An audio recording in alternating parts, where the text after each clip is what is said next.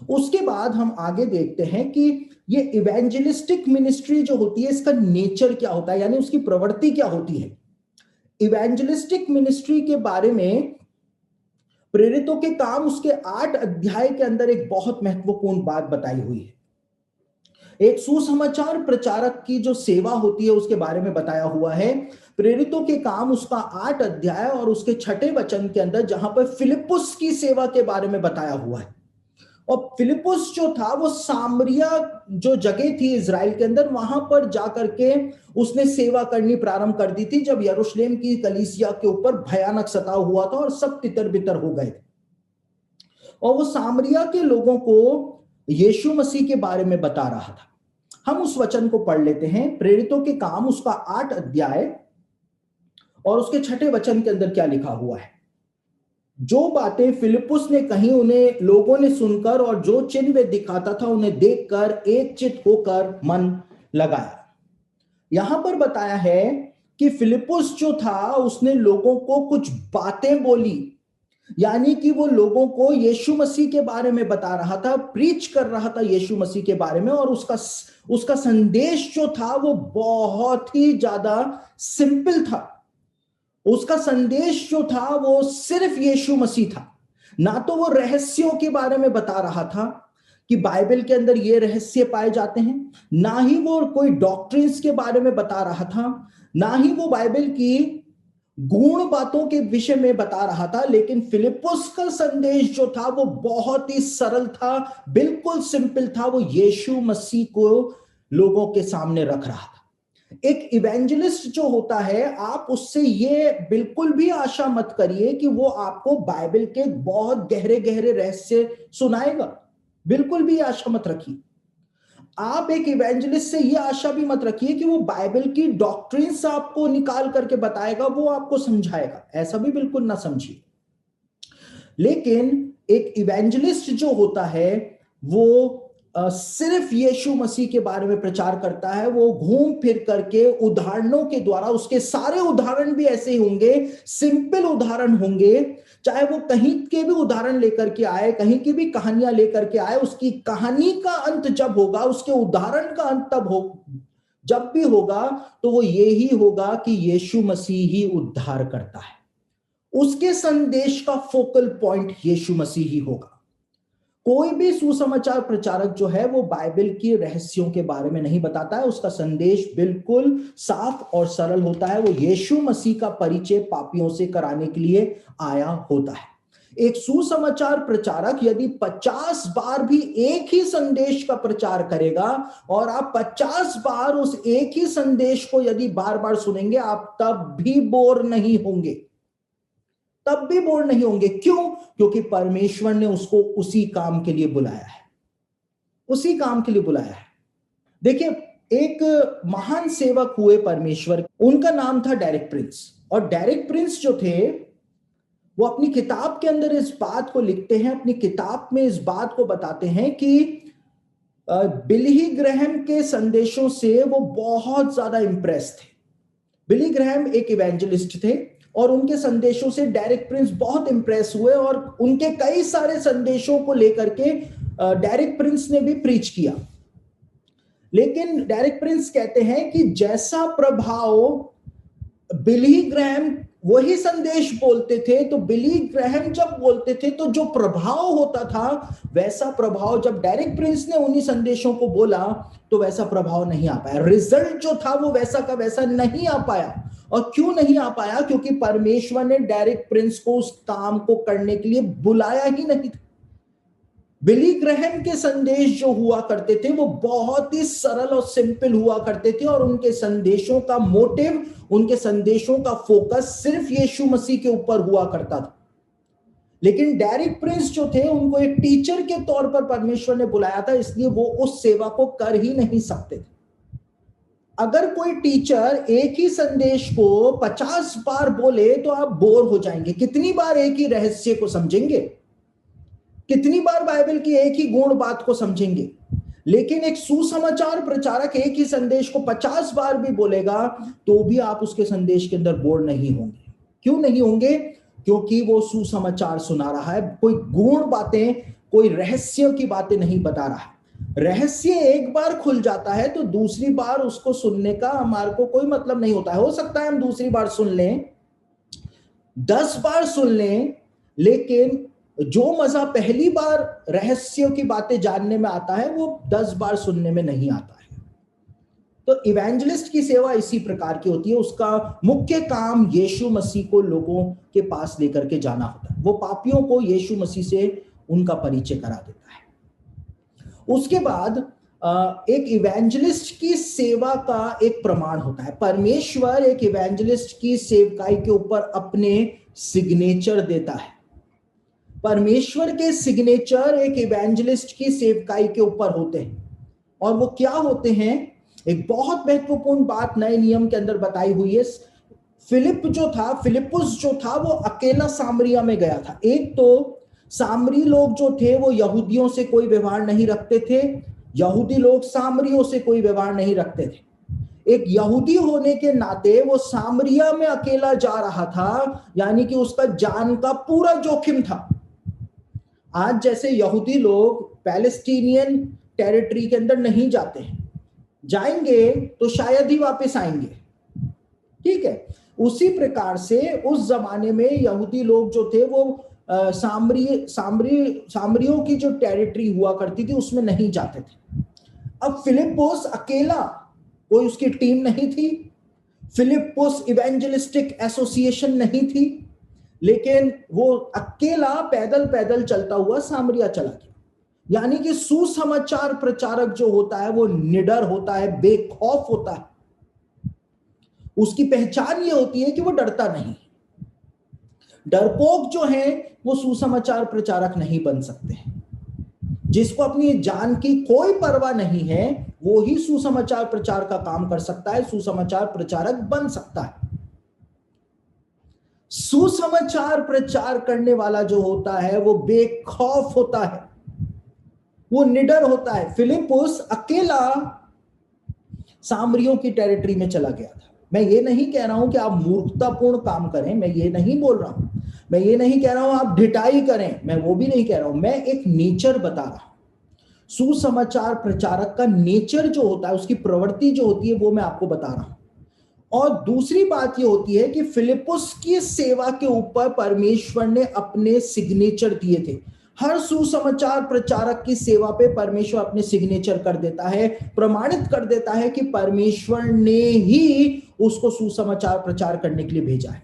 और वो प्रमाण क्या होता है, वो सिग्नेचर क्या होते हैं? प्रेरितों के काम उसका 8 अध्याय और उसके 6 और 7वें वचन को हम जब पढ़ते हैं तो वहां पर वही सिग्नेचर जो है उनके बारे में बताया हुआ है। यहां पर क्या लिखा हुआ है? जो बातें फिलिपुस ने कही उन्हें लोगों ने सुनकर और जो चिन्ह वे दिखाता था उन्हें देखकर एकचित होकर मन लगाया, क्योंकि बहुतों में से अशुद्ध आत्माएं बड़े शब्द से चिल्लाती हुई निकल गईं और बहुत से लकवे के रोगी और लंगड़े भी अच्छे किए गए। यहां पर फिलिपुस की सेवा के बारे में बताया हुआ है। और फिलिपुस की सेवा के बारे में क्या बताया हुआ है कि फिलिपुस की सेवा के ऊपर परमेश्वर ने अपने सिग्नेचर किए थे। बहुत सारी दुष्ट आत्माओं को वो निकाल रहा था, बीमारों को चंगा कर रहा था, लंगड़ों को चंगा कर रहा था। और ये प्रमाण था कि फिलिपुस को परमेश्वर ने ये सुसमाचार सुनाने के लिए भेजा है। एक इवेंजलिस्ट की सेवा का सबसे बड़ा प्रमाण क्या होता है? मिरेकल्स और हीलिंग। आप सुसमाचार की सेवा में से इन दोनों चीजों को बाहर नहीं निकाल सकते हैं। आज कितने सारे भारत के अंदर भी ऐसे प्रचारक हैं जो चिन्ह और चमत्कार दिखाते हैं, और कई सारे दूसरे प्रचारक जो हैं वो उनका विरोध करते हैं कि तुम्हारा सारा फोकस जो है वो चिन्ह और चमत्कारों के ऊपर ही आ गया है। तुम वचन का प्रचार नहीं कर रहे हो, लोगों को सिद्धांत नहीं बता रहे हो, शिक्षा नहीं दे रहे हो। इवेंजलिस्ट का काम शिक्षा देने का होता ही नहीं। वो तो पापियों को यीशु मसीह के पास लेकर के आता है, और चिन्ह और चमत्कार जो है वो परमेश्वर की ओर से उनकी सेवकाई के ऊपर सिग्नेचर होता है कि परमेश्वर ने इनको भेजा है। ठीक है। आज हम कई सारे लोग जो हैं वो सुसमाचार प्रचारकों के ऊपर दोष लगा रहे हैं कि वो वचन का प्रचार नहीं कर रहे हैं। अरे परमेश्वर ने उनको सुसमाचार की सेवा दी है, बाइबल के रहस्य बताने के लिए, बाइबल की डॉक्ट्रिन सिखाने के लिए शिक्षक हैं, पास्टर हैं। लेकिन इवेंजलिस्ट का काम जो है वो शिक्षा देना नहीं है। इवेंजलिस्ट का काम जो है वो डॉक्ट्रिन्स बनाना नहीं है, डॉक्ट्रिन सिखाना नहीं है। उसका काम है पापियों को यीशु मसीह के पास लेकर के आना, उनसे सिनर्स प्रेयर करा के अंगीकार करवाना अपने पापों का और उनको पानी का बपतिस्मा देना, ये उनका काम है। हीलिंग और मिरेकल सुसमाचार के साथ जुड़े हुए हैं। आप हीलिंग्स और मिरेकल्स का विरोध करके उनको सुसमाचार की सेवा से अलग नहीं कर सकते हैं, और अगर आप कर रहे हैं आप अपने आप को परमेश्वर का विरोधी बना रहे हैं। आप अपने आप को परमेश्वर का विरोधी बना रहे हैं। इसलिए देखिए यहां पर एक बात और मैं आपको साफ कर दूं, मिरेकल्स और हीलिंग्स जो हैं वो किसी का उद्धार नहीं कर सकती है। मिरेकल्स और हीलिंग्स जो हैं वो किसी का विश्वास नहीं बढ़ा सकती हैं। उद्धार जो है वो परमेश्वर का वचन करता है। उद्धार जो है, विश्वास जो है वो परमेश्वर का वचन बढ़ाता है, सिर्फ परमेश्वर का वचन। लिखा हुआ है कि विश्वास सुनने से और सुनना प्रभु मसीह के वचन से होता है। तो किसी का भी उद्धार जो है वो मिरेकल्स और हीलिंग्स से नहीं होता है। लेकिन ये मिरेकल्स और हीलिंग्स जो है वो करते क्या है? क्यों एक सुसमाचार प्रचारक की सेवा के साथ परमेश्वर ने ये ही प्रमाण ठहराया। देखिए यीशु ने क्या कहा जब यीशु स्वर्ग पर उठाए जाने को था, मरकुस रचित सुसमाचार 16 अध्याय में, तो वहां पर यीशु ने कहा विश्वास करने वालों के ये चिन्ह होंगे कि वे मेरे नाम से दुष्ट आत्माओं को निकालेंगे, नई नई भाषाएं बोलेंगे, वो बीमारों को चंगा करेंगे, सामर्थी काम करेंगे, सांपों को उठा लेंगे, वो नाशक वस्तुएं भी पी जाए उनको कोई हानि नहीं होगी। वो प्रमाण ठहराए कि सुसमाचार प्रचारक जो होगा उसकी सेवा के प्रमाण होंगे। लेकिन ये प्रमाण जो है वो किसी का उद्धार नहीं करते हैं। उद्धार जो है वो वचन के द्वारा होता है। वचन सुना, वचन अंदर गया, वचन ने परिवर्तन किया, लोगों ने पाप का अंगीकार किया, यीशु को ग्रहण किया, बपतिस्मा लिया। उद्धार ऐसे होता है। लेकिन ये चिन्ह और चमत्कार क्यों सुसमाचार की सेवा के साथ रखे? यीशु ने भी रखे, और हमको यहां पर दिखाई देता है कि जब फिलिप्पुस प्रचार कर रहा था तो वही बात जो है वो बताई हुई है। और इब्रानियों की पत्री में लिखा है कि परमेश्वर चिन्हों और अद्भुत कामों और नाना प्रकार के सामर्थ के कामों के द्वारा अपने वचन के ऊपर गवाही देता रहा। यानी कि सुसमाचार प्रचारक जो प्रचार कर रहा है कि यीशु मसीह चंगा करने वाला है, यीशु मसीह शांति देने वाला है, यीशु मसीह उद्धार देने वाला है, यीशु मसीह ये है, यीशु मसीह वो है, तो उसके प्रार्थना के द्वारा जब लोग चंगे होते हैं, लोग डिप्रेशन से बाहर आते हैं, मुर्दे जी उठते हैं, तो उसकी सेवा के ऊपर ये प्रमाण होता है। परमेश्वर गवाही देता है कि जो ये प्रचार कर रहा है वो वास्तव में सच प्रचार कर रहा है। अगर चिन्ह और चमत्कार नहीं होंगे तो फिर कैसे प्रमाणित हो पाएगा? आज लोग इतना ज्यादा चिन्ह और चमत्कारों का विरोध कर रहे हैं भारत में भी, जिसकी कोई जरूरत ही नहीं है, जिसकी कोई जरूरत ही नहीं है। लेकिन ये प्रमाण क्यों सुसमाचार प्रचार के साथ जोड़े हैं प्रभु ने? क्यों जोड़े हैं?